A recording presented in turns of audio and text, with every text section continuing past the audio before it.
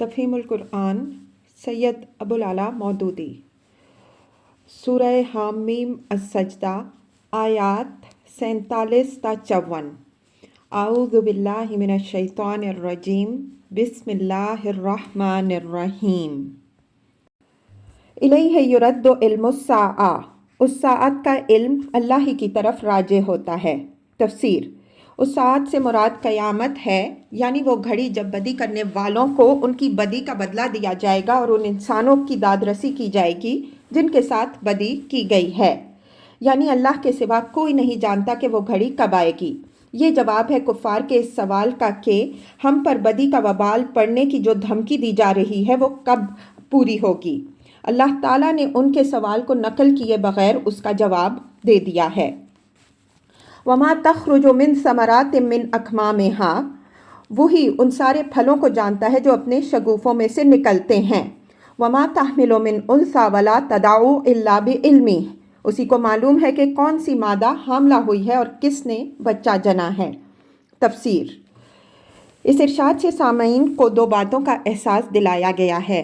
ایک یہ کہ صرف ایک قیامت ہی نہیں ہے بلکہ تمام امور غیب کا علم اللہ ہی کے لیے مخصوص ہے، کوئی دوسرا عالم الغیب نہیں ہے۔ دوسرے یہ کہ جو خدا جزیات کا اتنا تفصیلی علم رکھتا ہے، اس کی نگاہ سے کسی شخص کے اعمال و افعال کا چوک جانا ممکن نہیں ہے، لہٰذا کسی کو بھی اس کی خدائی میں بے خوف ہو کر منمانی نہیں کرنی چاہیے۔ اسی دوسرے معنی کے لحاظ سے اس فقرے کا تعلق بعد کے فقروں سے جڑتا ہے۔ اس ارشاد کے معنی بعد جو کچھ فرمایا گیا ہے اس پر غور کیجئے تو ترتیب کلام سے خود بخود یہ مضمون مترشح ہوتا نظر آئے گا کہ قیامت کے آنے کی تاریخ معلوم کرنے کی فکر میں کہاں پڑے ہو۔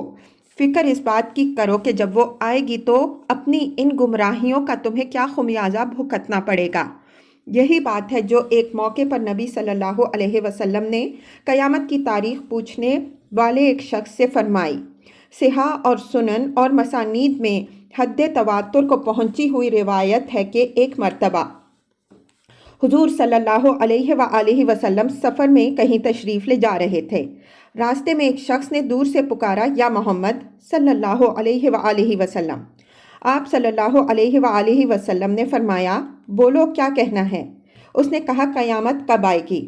آپ صلی اللہ علیہ وآلہ وسلم نے جواب دیا، بندہ خدا وہ تو بہرحال آنی ہے، تو نے اس کے لیے کیا تیاری کی ہے؟ وَيَوْمَ يُنَادِيهِمْ أَيْنَ شُرَكَائِي، پھر جس روز وہ ان لوگوں کو پکارے گا کہ کہاں ہیں میرے وہ شریک؟ قَالُوا آذَنَّكَ مَا مِنَّا مِن شَهِيدٍ، یہ کہیں گے ہم عرض کر چکے ہیں کہ آج ہم میں سے کوئی اس کی گواہی دینے والا نہیں ہے۔ تفسیر: یعنی اب ہم پر حقیقت کھل چکی ہے اور ہمیں معلوم ہو چکا ہے کہ جو کچھ ہم سمجھے بیٹھے تھے وہ سراسر غلط تھا۔ اب ہمارے درمیان کوئی ایک شخص بھی اس بات کا قائل نہیں ہے کہ خدائی میں کوئی دوسرا بھی آپ کا شریک ہے۔ ہم عرض کر چکے ہیں کہ الفاظ اس پر دلالت کرتے ہیں کہ قیامت کے روز بار بار ہر مرحلے میں کفار سے کہا جائے گا کہ دنیا میں تم خدا کے رسولوں کو کہا ماننے سے انکار کرتے رہے، اب بولو حق پر وہ تھے یا تم؟ اور ہر موقع پر کفار اس بات کا اعتراف کرتے چلے جائیں گے کہ واقعی حق وہی تھا جو انہوں نے بتایا تھا اور غلطی ہماری تھی کہ اس علم کو چھوڑ کر اپنی جہالتوں پر اصرار کرتے رہے۔ وَضَلَّ عَنْهُمْ مَا كَانُوا يَدْعُونَ مِن قَبْلُ، اس وقت وہ سارے معبود ان سے گم ہو جائیں گے جنہیں یہ اس سے پہلے پکارتے رہے۔ تفسیر: یعنی مایوسی کے عالم میں یہ لوگ ہر طرف نظر دوڑائیں گے کہ عمر بھر جن کی سیوا کرتے رہے شاید ان میں سے کوئی مدد کو آئے اور ہمیں خدا کے عذاب سے چھڑا لے، یا کم از کم ہماری سزا ہی کم کرا دے، مگر کسی طرف کوئی مددگار بھی ان کو نظر نہ آئے گا۔ وَظَنُّوا مَا لَهُم مِّن مَّحِيصٍ، اور یہ لوگ سمجھ لیں گے کہ ان کے لیے اب کوئی جائے پناہ نہیں ہے۔ لَا يَسْأَمُ الْإِنسَانُ مِن دُعَاءِ الْخَيْرِ، انسان کبھی بھلائی کی دعا مانگتے نہیں تھکتا۔ تفسیر: بھلائی سے مراد خوشحالی، कशादा रिस्क, तंदुरुस्ती, बाल बच्चों की खैर वगैरह।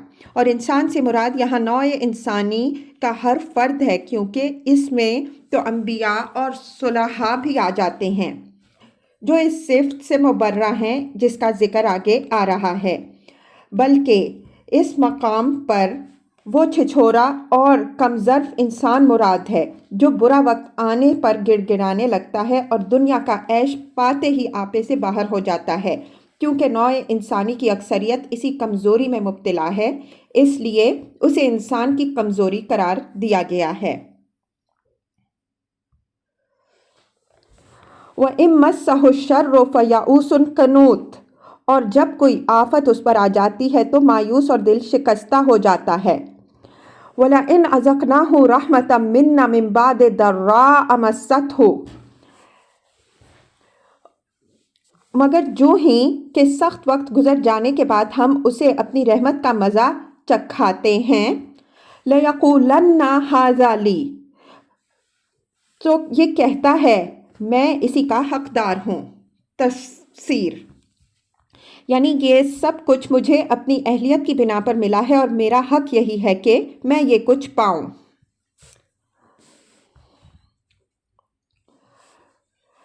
वमा अज़ुन्नु अस्साअता क़ाइमा, और मैं नहीं समझता कि क़यामत कभी आएगी। वला इन रुजिअतु इला रब्बी इन्ना ली इंदहु लल हुस्ना, लेकिन अगर वाकई मैं अपने रब की तरफ पलटाया गया तो वहाँ भी मज़े करूँगा। फ़लनुनब्बिअन्नल्लज़ीना कफ़रू बिमा अमिलू, हालांकि कुफ़र करने वालों को लाजिमन हम बता कर रहेंगे कि वो क्या करके आए हैं। वलानुज़ीक़न्नहुम मिन अज़ाबिन ग़लीज़, और उन्हें हम बड़े गंदे अजाब का मज़ा चखाएंगे। व इज़ा अनअमना अलल इंसानि आरदा व नअा बिजानिबिही, इंसान को जब हम नेमत देते हैं तो वो मुंह फेरता है और अकड़ जाता है। तफसीर, यानी हमारी अताअत तो बंदगी से मुंह मोड़ता है और हमारे आगे झुकने को अपनी तौहीन समझने लगता है। व इज़ा मस्सहु शर्रु फ़ज़ू दुआइन अरीस, और जब उसे कोई आफत छू जाती है तो लंबी चौड़ी दुआएं करने लगता है। तफसीर, इस मज़मून की मुतअद्दिद आयात इससे पहले कुरान मजीद में गुजर चुकी हैं। इसकी पूरी तरह समझने के लिए हस्बे ज़ेल मकामात मुलाहिज़ा हों। तफ़हीमुल कुरान जिल्द 2, सूरह यूनुस हाशिया 15, सूरह हूद हाशिया 10, सूरह बनी इसराइल हाशिया 102, जिल्द सोम सूरह रोम हवाशी 52 ता 56, जिल्द चहारम सूरह ज़ुमर आयात 8, 9, 49। कुल, ए नबी सल्लल्लाहु अलैहि वसल्लम, इनसे कहो, अराअयतुम इन काना मिन इंदिल्लाहि सुम्मा कफरतुम बिह, कभी तुमने ये सोचा है कि अगर वाकई ये कुरान खुदा की तरफ से है और तुम इसका इनकार करते रहे। मन अदल्लु मिन मन हुआ फी शिकाकिम बईद, तो उस शख्स से बढ़कर भटका हुआ और कौन होगा जो इसकी मुखालिफत में दूर तक निकल गया हो। तफसीर, इसका ये मतलब नहीं है कि महज इस ख़तरे की बिना पर ईमान ले आओ कि अगर कहीं ये कुरान खुदा ही की तरफ से हुआ तो इनकार करके हमारी शामत ना आ जाए, बल्कि इसका मतलब ये है कि जिस तरह सरसरी तौर पर बेसोचे समझे तुम इनकार कर रहे हो और बात को सुनने और समझने की कोशिश करने के बजाय कानों में उंगलियां ठोंसे लेते हो और खामखा की ज़िद में आकर मुखालिफत पर तुल गए हो, ये कोई दानिशमंदी की बात नहीं है। तुम ये दावा तो नहीं कर सकते कि तुम्हें इस कुरान के खुदा की तरफ से होने का इल्म हो गया है और तुम यकीन के साथ ये जान चुके हो कि खुदा ने इसे नहीं भेजा। जाहिर है कि इसे कलाम इलाही मानने से तुम्हारा इनकार इल्म की बिना पर नहीं बल्कि गुमान की बिना पर है, जिसका सही होना अगर बादिउन नज़र में मुमकिन है तो गलत भी मुमकिन है। अब ज़रा इन दोनों किस्म के इम्कानात का जायज़ा लेकर देखो। तुम्हारा गुमान फ़र्ज़ करो कि सही निकला तो तुम्हारे अपने ख़याल के मुताबिक ज़्यादा से ज़्यादा बस यही होगा कि मानने वाले और ना मानने वाले दोनों यकसां रहेंगे, क्योंकि दोनों ही मर कर मट्टी में मिल जाएंगे اور آگے کوئی زندگی نہیں ہے جس میں کفر و ایمان کے کچھ نتائج نکلنے ہوں۔ لیکن اگر فی الواقع یہ قرآن خدا ہی کی طرف سے ہوا اور وہ سب کچھ پیش آ گیا جس کی خبر یہ دے رہا ہے، تو پھر بتاؤ کہ اس کا انکار کر کے اس کی مخالفت میں اتنی دور جا کر تم کس انجام سے دوچار ہوگے؟ اس لیے تمہارا اپنا مفاد یہ تقاضا کرتا ہے کہ ضد اور ہٹ دھرمی چھوڑ کر سنجیدگی کے ساتھ اس قرآن پر غور کرو، اور غور کرنے کے بعد بھی تم ایمان نہ لانے ہی کا فیصلہ کرتے ہو تو نہ لاؤ، مگر مخالفت پر کمر بستہ ہو کر اس حد تک آگے نہ بڑھ جاؤ کہ جھوٹ اور مکر و تلبیس اور ظلم و ستم کے ہتھیار اس دعوت کا راستہ روکنے کے لیے استعمال کرنے لگو، اور خود ایمان نہ لانے پر اکتفا نہ کر کے دوسروں کو بھی ایمان لانے سے روکتے پھرو۔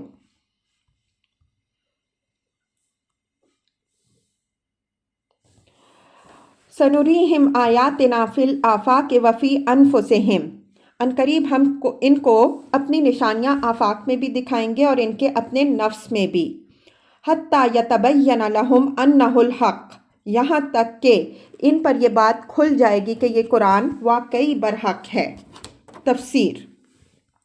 اس آیت کے دو مفہوم ہیں اور دونوں ہی اکابر مفسرین نے بیان کیے ہیں۔ ایک مفہوم یہ ہے کہ عنقریب یہ اپنی آنکھوں سے دیکھ لیں گے کہ اس قرآن کی دعوت تمام گرد و پیش کے ممالک پر چھا گئی ہے اور یہ خود اس کے آگے سرنگوں ہیں۔ اس وقت انہیں پتہ چل جائے گا کہ جو کچھ آج ان سے کہا جا رہا ہے اور یہ مان نہیں رہے ہیں وہ سراسر حق تھا۔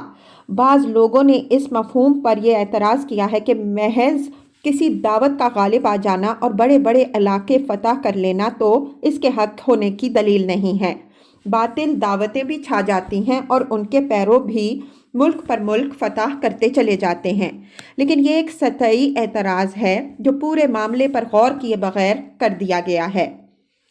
نبی صلی اللہ علیہ وسلم اور خلفائے راشدین رضی اللہ عنہم علیہم رضی اللہ تعالی عنہم اجمعین کے دور میں جو حیرت انگیز فتوحات اسلام کو نصیب ہوئیں وہ محض اس معنی میں اللہ کی نشانیاں نہ تھیں کہ اہل ایمان ملک پر ملک فتح کرتے چلے گئے، بلکہ اس معنی میں تھیں کہ یہ فتح ممالک دنیا کی دوسری فتوحات کی طرح نہیں تھی جو ایک شخص یا ایک خاندان یا ایک قوم کو دوسروں کی جان و مال کا مالک بنا دیتی ہیں اور خدا کی زمین ظلم سے بھر جاتی ہے۔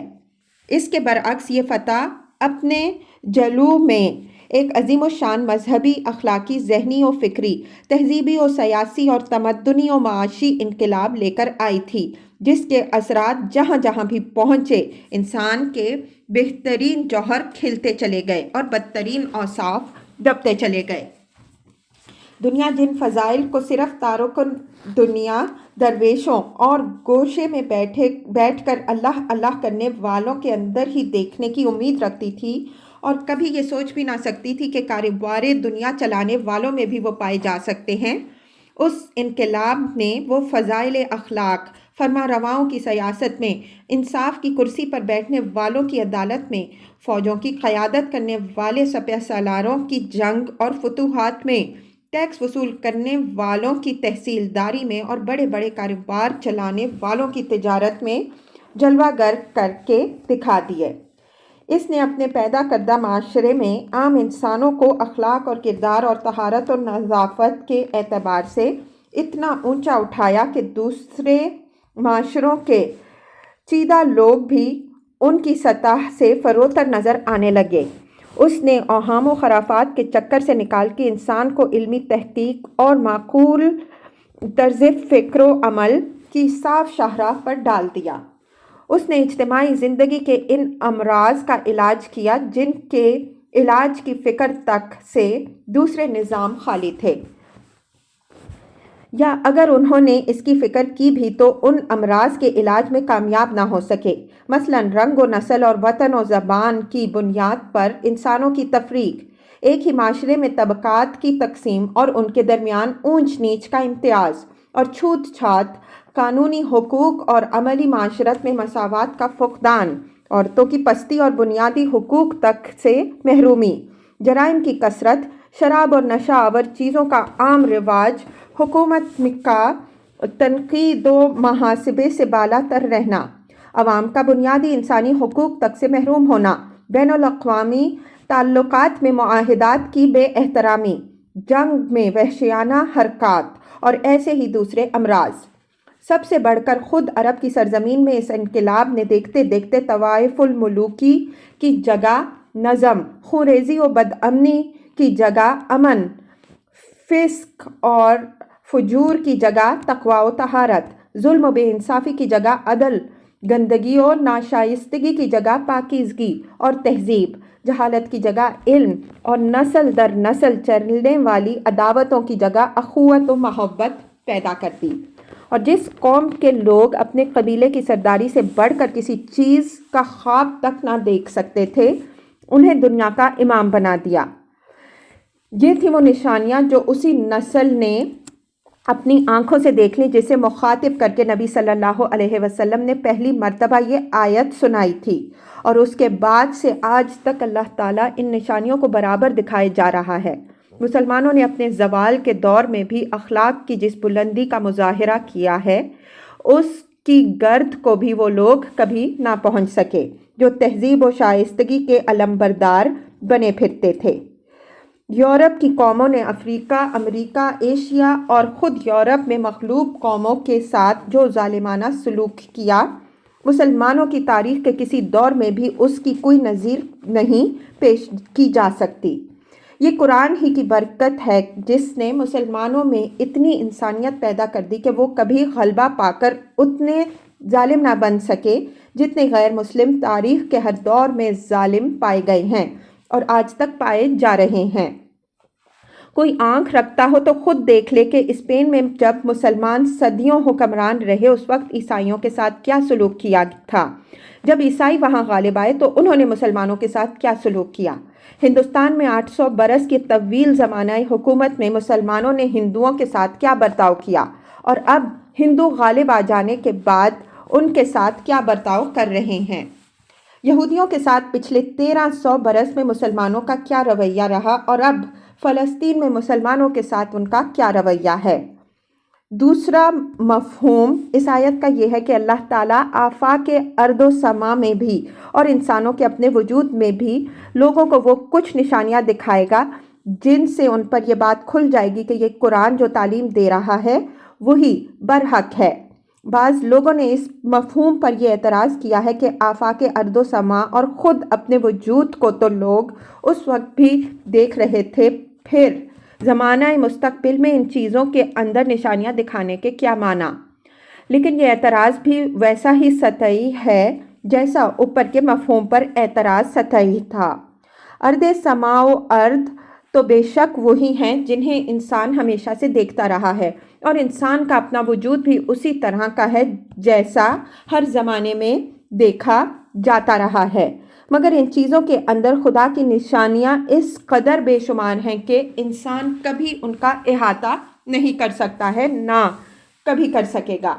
हर दौर में इंसान के सामने नई नई निशानियाँ आती चली गई हैं और क़यामत तक आती चली जाएंगी।